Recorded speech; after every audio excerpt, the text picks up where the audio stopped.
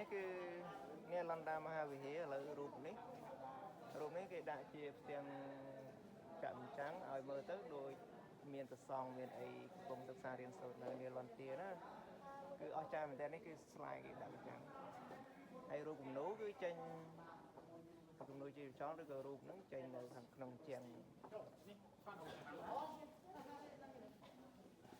រូប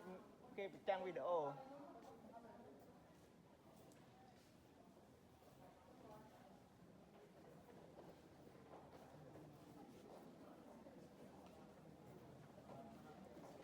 សារមន្ទីរ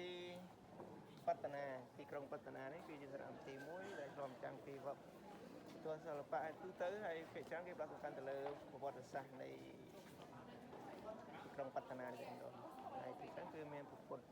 ច្រើនហូរហែមែនទែនគឺពិតជាអស្ចារ្យ